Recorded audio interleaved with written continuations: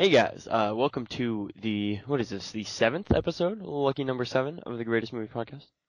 I am here, as always, and as always as well, I'm joined by Bosco. Say hello, Bosco.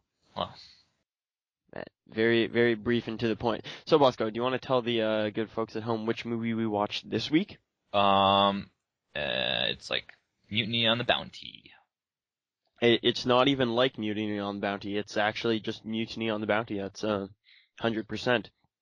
1935. Quick disclaimer for those 10 people who listen and maybe any of them watch along. We did watch the 1935 version. You can tell that by checking the list, but there is also a very popular 1962 version starring the one and only Marlon Brando. But we watched the old ass one in black and white. All right. So you ready to head out for the summary, Bosco? Head out on our voyage. That will be the summary of this movie. I'm ready to listen. Is your body ready? It's always ready for Okay. The movie really tells the story of one man, Fletcher Christian, played by Clark Gable, without a mustache. Clark Gable without a mustache turns out looks a lot like George Clooney. Anyways, it really tells the story of Fletcher Christian, who is the lieutenant of the HMS Bounty under Captain William Bligh. The Bounty is a British, a ship of the British Empire that heads out from England in the late 1700s for a voyage over the Pacific Ocean in search of breadfruit, I believe. I believe it was breadfruit, yes. Anyways, Bligh turns out to be a dick. He is repeatedly cruel to the crew and officers on the ship, and he doesn't really suffer any attempts to defy his orders, and Christian slowly grows tired of Bligh's. Thank you for sending me a Wikipedia link about breadfruit. Thanks, Bosco. Anyways, yes, Christian grows very unhappy with Bligh's actions, and they eventually hit Tahiti, where they are to acquire the breadfruit plants, and Christian is not allowed to leave the ship under Bligh's orders, which represents the tipping point in their personal relationship. However, Christian, basically another man, one of Christian's friends, Roger Beam, lives on the island with the chief, who is one of my favorite characters in the movie. And basically he convinces Bligh to allow Christian one day on the island. But Bligh quickly takes back his offer. But Christian's basically had enough at this point and decides to set foot on the island regardless for a day, and he gets romantically involved with some random bitch from the island. I don't know. She doesn't really have much of a character. Anyways, when they get back, Bligh and Christian are basically at each other's throats the whole time. Eventually, the ship's surgeon dies, who everyone seemed to love very much, and Bligh starts cutting the water rations for the crew. And basically, this is the tipping point in their professional relationship, and Christian snaps and agrees with the crew to carry out a mutiny.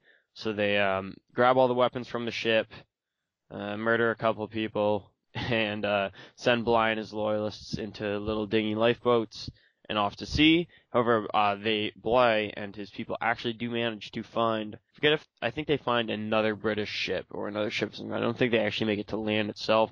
But they eventually reach safety. The Bounty returns to Tahiti, and Byam and Christian are not fans of each other for a while because Byam was in his cabin during the mutiny and despite his friendship with Christian, disproves he's a very strict Navy man and disproves of circumventing the chain of command in such a violent way. And so basically, eventually they reconcile, and another British ship is spotted on the horizon. Byam and a couple other crew members decide that they're going to remain in Tahiti and be taken back to England and see what happens, whereas Christian takes everyone else who's left on board the Bounty, and they decide to sail out for a new island. Byam gets on to the British ship, the Pandora, I believe, and finds himself face to face with Bligh, who, despite his pleadings, arrests him and brings him back to England for court-martial. He gives a nice speech about how shitty Bligh was on the Bounty, and then despite being convicted, he's convinced by two elderly British statesmen that he should that Byam should be pardoned, and King George accepts. And then while that happens, Christian and his settlers find another island. I don't know what it's called. I think they wrote it down somewhere, but they find another island that they will that looks habitable, and they decide to set a new life there. And as the bounty comes into shore, they decide to burn it down. So I guess you could almost say this was the story of the ship, even more than any singular character, which I think is a neat aspect. Anyways, Bosco, what did you think of the film?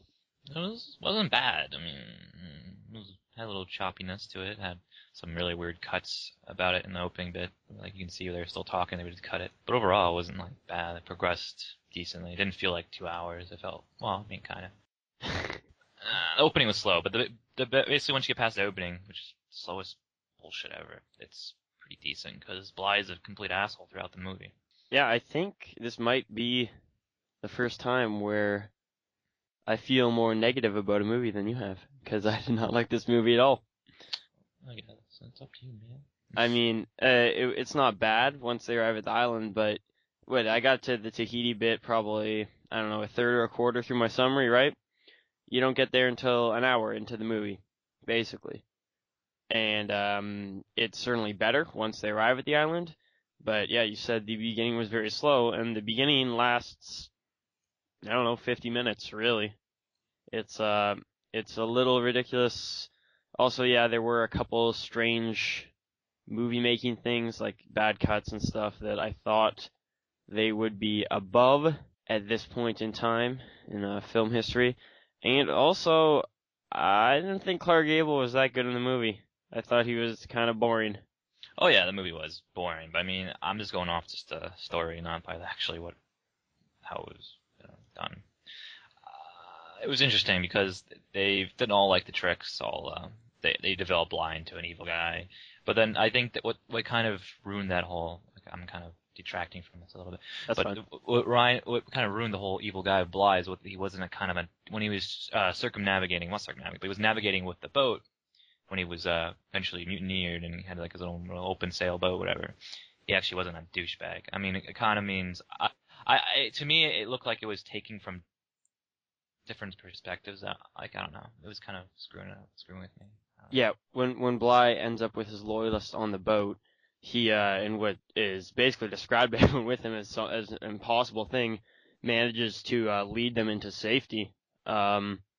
So which really gives me the impression that yeah, maybe he was an asshole, but he was a very good captain at the same time, right? Yeah.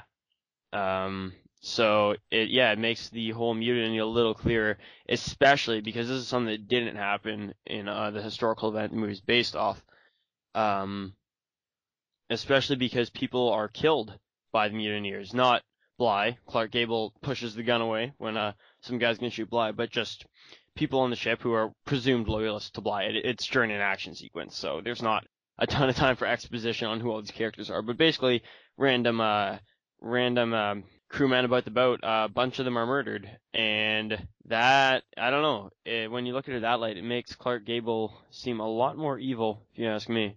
I don't know. He didn't want to kill him, but he did let his friend die. Or maybe not Clark Gable, Clark Gable's faction, let's say, you know? Yeah. I think that's better descriptive, that the mutineers, for the most part, were kind of bastards. Yeah, I agree with that. It was hard because you know that the tone they were trying to set. I think they wanted you to support the mutineers, but they give you every reason not to. Yeah, I mean the only real reason other than Bly being a dick. So let's put Bly being a dick aside. All right. Put the dick aside. Put the dick aside. The only real reason we see for the crew in general to be more angry at this point, like obviously he does things personally to Christian, but Christian was one of the last people to side with the mutineers, is when the surgeon dies, right? Everyone liked the surgeon, and he's probably an important part of the ship that died as a result of Bly's really harsh tactics in keeping the ship in line. But by expelling, like, that seems like poor motivation, because by expelling their captain, it's going to lead to the death of more people than a voyage without a surgeon would have probably. Like, in the action sequence, I don't know, like, I'm sure plenty of people died in voyages back then, but it seemed like the amount of people the surgeon could have saved was probably less than they murdered during the big fight. Well, I don't think that the surgeon dying was the setting point. That's the point that made him kind of change his view was when he saw, I guess, the doctor, or the scientist guy, abusing the prisoners. That's what tipped him off. That's true. There's a bunch of crew members kind of shackled. Yeah. Yeah. And they're just getting beat, and he finally snaps and goes after Bly. Yup. Yup. Well, what did you think about, I guess, kind of the third lead in this movie? Usually we'd have a female character somewhere in here, but the only English a female character speaks in this movie, as far as I can tell, is yes. A couple times. Very good. Submissive. Yeah, very good. Would you say that's what you really would look for in your woman? No. I was being... Jesus. I mean, that's all it was, man. That's all it was. Yeah, so the other guy. The other guy, what was his fucking name again? Byam. So, how do you feel about, I don't know, I guess his character arc? Was he even a real person? I think his name was changed, but I think he was based off a real person. Oh, his name was Midshipman Peter Haywood. Peter Haywood. It's his real name. They just probably didn't want the name Peter, because, yeah, it's too sexual. Too sexual. Way too sexual for the 30s. I don't know, like, I thought he was very interesting, but I just found it bullshit that he happened to be in his, like, cabin while stuff was going on and just, like, didn't react. I don't know. So you want to know why he was, his name wasn't used? His real name? Why? Because he was pardoned, so they didn't want to put him in as a mutiny. So he's pardoned in real life, so we pardoned him in the film, so they changed the name. Wait, what? That's exactly what it says. It says here, Midshipman Roger Bynum was based on the real person Midshipman Peter Haywood, who is not listed in the novel or the motion picture. Just a fictional Byman is pardoned at the end of the film. The real life Peter Haywood was pardoned for his part in Mutiny. MGM trailers, 1935. Made an error calling Midshipman Byman ensign. I don't see what that bit. It basically meant that they pardoned him in real life, obviously, like we stated previously. So they changed his name for the book, and because he was pardoned. Oh, so they didn't. It was kind of like a legal thing. Like, this guy was pardoned. We don't want to. Well, no, in the book he was pardoned. Oh, they didn't write him in because there's actually a book before. I know. It's based off a book. That's the reason for most of the historical inaccuracies, because the book was kind of historical fiction, I think. Yeah. I guess. I'm just saying, bro. Yeah, but no. What I was saying was, I'm just gonna assume you read that straight off of, like, Wikipedia, because that last bit in about naval ranks and the ensign had nothing to do with him being Peter Haywood. I know. Okay. That was in there, man. I was just reading shit. It's just reading shit, man. Oh, here's an interesting historical background. Do you know how Clark Gable's Christian? Was shaved? Yeah. No, not that. I mentioned that already. No, you know how they found the new island at the end and everything seems like it's going to be great? Yeah. Apparently, all but 2 people died on that new island. Well, apparently the natives killed them. I don't know, where I'm reading it says they basically just, like, killed each other. Yeah. I do want to mention, I think I mentioned a little in the summary, but my favorite scenes in the movie were the first couple with the native chief, where he's, like, asking for his hat and stuff, and he's, like, disappointed King George didn't show up. I'll be disappointed, too. Yeah, man. Someone promises me I'm gonna get to meet King George. King George don't show up. It's got the hat. The hat was really good, I have to say. So I think we're at the part of the show where I like to read the Academy Awards. Are you ready? Yeah. Okay. It won Best Picture. Yeah. Hey. And was also nominated for Best Director. The triple nomination for Best Actor. How's that? But none of them won. Huh? I don't know, maybe they didn't have supporting yet at the time. Because I would think some, like, I don't know if movies can really have more than one lead in the modern award system, but I would guess there's no supporting actor yet. And so, Charles Laughton, Clark Gable, and Franchot Tone. Who's that? Byam. Were all nominated. It was also nominated for Best Writing Screenplay. and Best Music Scoring, and Best Film Editing. It lost 4 of those 5 nominations to The Informer. But yeah, and here's a little stat. The film is, as of 2011, the last best, has been updated in a while, clearly, the last Best Picture winner to win in no other category, at least according to Wikipedia. Oh. And, Good. Go ahead. Good. I'm happy for it being special. That's right. It's real nice when a movie's special. So, any final thoughts on this one? Not really. It was okay. Yeah, I would say that it's certainly, like, I don't know. How would you rank it out of the ones we've talked about so far? We've seen. I just gotta pull up a list real quick because I don't remember what we've seen. We've seen Guess Who's Coming Dinner. I would put that probably crappy. I'd say A Place in the Sun was last. Guess Who's Coming definitely second to last. Jazz Singer I would put down there too.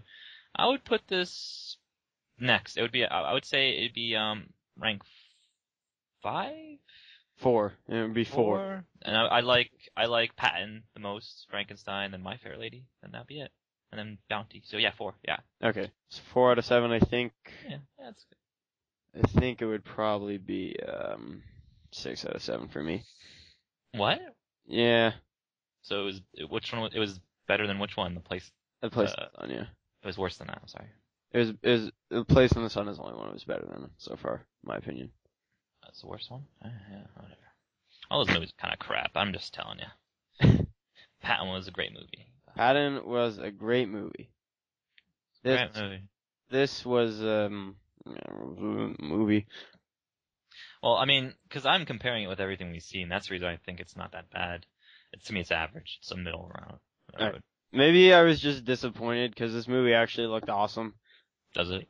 Before I saw it, I was like, yeah, Clark Gable. I didn't realize it was Clark Gable at first because he didn't have a mustache, but it's still gonna be cool. And then I watched it, and I almost fell asleep like 3 times. I was like, I'm watching. Well, I watched it when I was drinking, so it was pretty entertaining to me. Classic, yeah. That's probably why I liked it so much.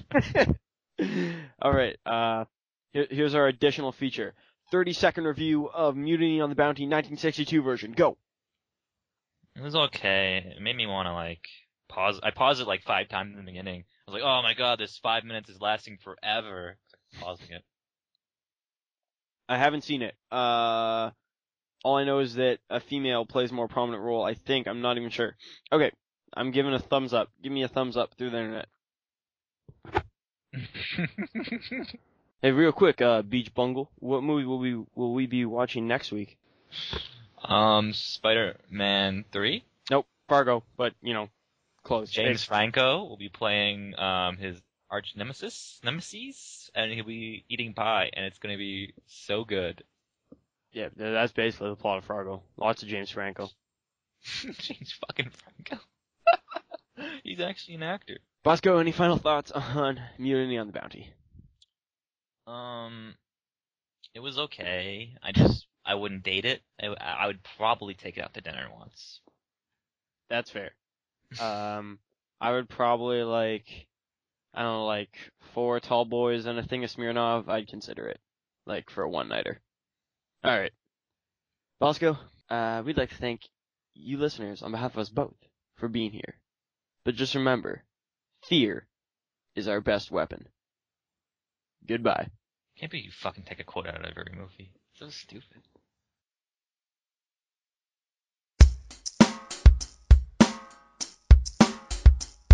You've just been listening to a Gooncast Media Podcast, the greatest movie podcast.